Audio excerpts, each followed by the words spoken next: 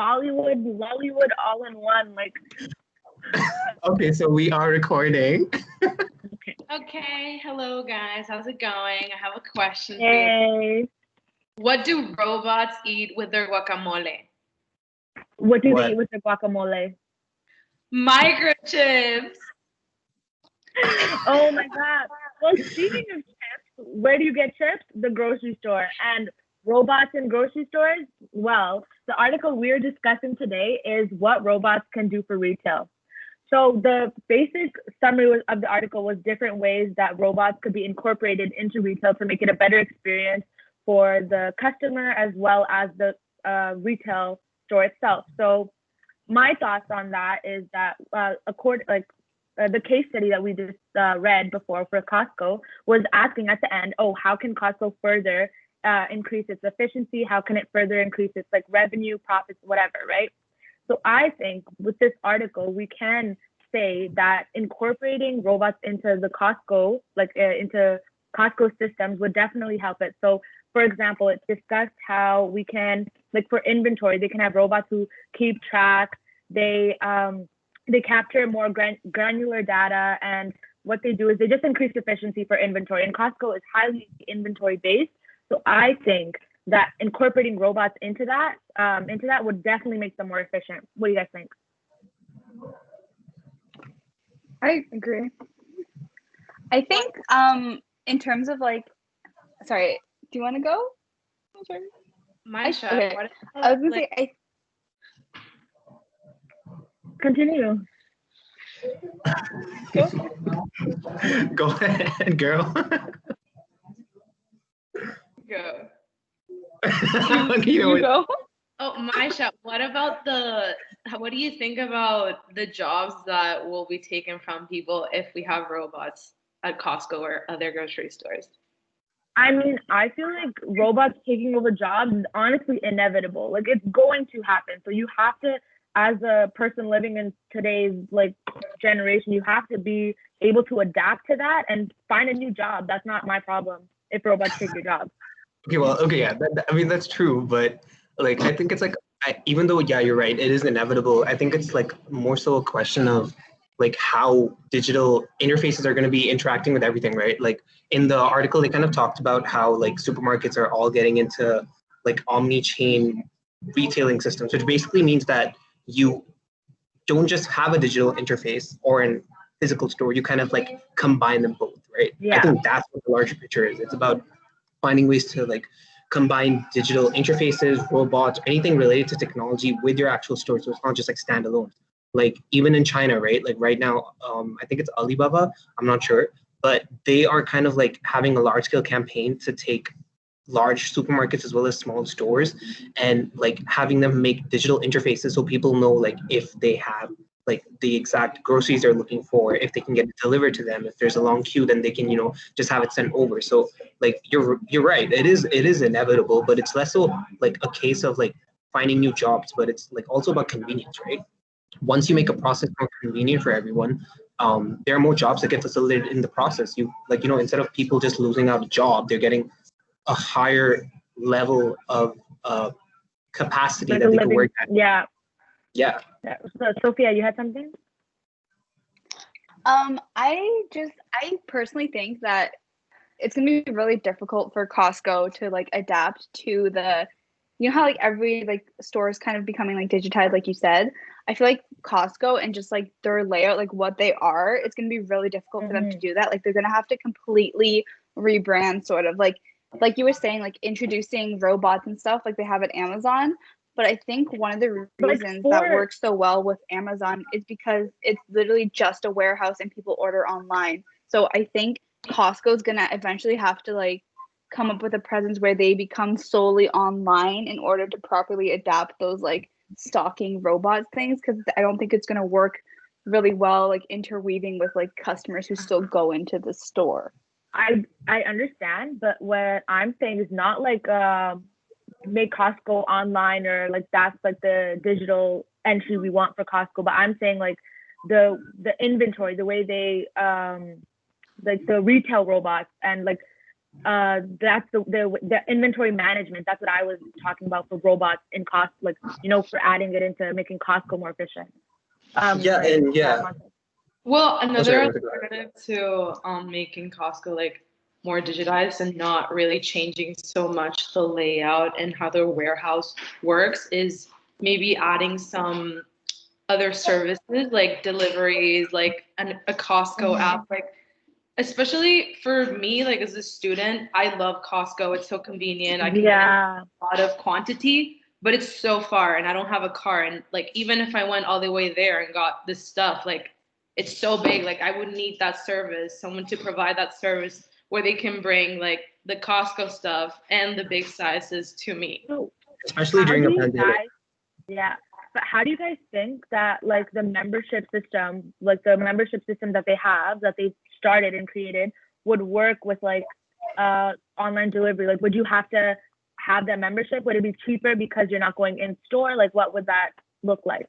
Oh, yeah, that's kind of like what I was thinking. Like, but sorry, you could do like, okay, for example, there's this like furniture store. I don't know what it's called, but they have like member pricing versus like non-member pricing sort of thing. So like members will get a discount on like their armchairs or something. So I think Costco could implement a similar thing, like buy a membership. It's like Amazon Prime, like $0 delivery fee versus if you don't have a membership, you like pay for extra delivery, something like that. They could do to ensure that they're still gaining a profit, because I think a lot of their profit in the case study, they're saying it comes from their like memberships. So like that's an option. And I kind of agree with you and also disagree with you, like in the sense of like, I'm not exactly sure whether it's really going to like need to be changed. Like, I feel like their model of like membership systems makes sense, right? Like, why should they have to have like, okay, so their service is basically you pay for a membership and then you go in and you buy whatever you want. You can't really go in if you don't have a membership.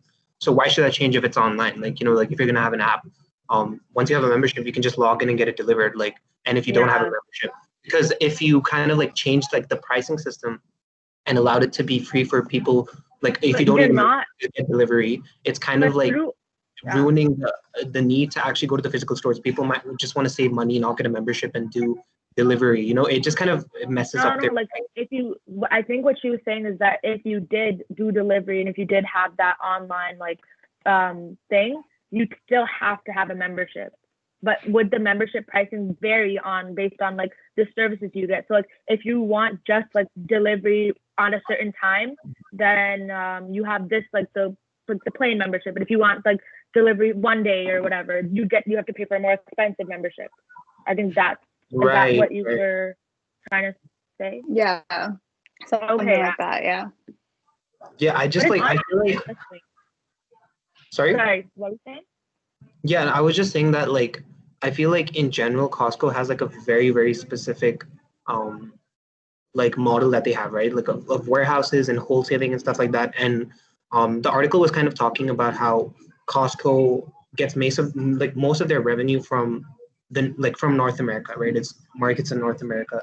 And they were comparing Carrefour, which is actually a very big supermarket chain across the world, like even in the UAE. And I know that Carrefour here is very different than how it is in Europe and in the States, because like the way their businesses work is different in every market. I feel like Costco definitely does a lot of research, but they're not necessarily changing their model. And if they really want to grow the model, in addition to like thinking about this digital aspect, they kind of need to understand how it works a little, to understand that, like, for example, people here, they're not the type to necessarily want to pay a membership and regularly come to one place. They're the type to see what's cheapest at one supermarket at a time. So if this place gets vegetables from India and harvest just happened in India, then, stuff's going to be cheap in that supermarket. So for example, I think Costco needs to maybe change that model to be better in other nations. And that kind of applies to digital stuff too, right? If you understand that one new market requires digital stuff more, you might need to change everything according to how your business works, because it's not like Costco's here, Costco's there. There's Costco in India. That would be different than Costco in America. So it should work differently, in my opinion. They mentioned how they altered their model for each country they went to, like especially Japan, because Japan wasn't people who buy in bulk, right? So like they did it differently there. But and interestingly enough, like you know how we're in a pandemic and stuff. So I wanted to also discuss like apparently in the article they stated that like the pandemic may have accelerated the shift from like physical stores to digital shopping by like 5 years, just because of the couple of months we've had right now in a pandemic. So what do you like? What are your thoughts on that?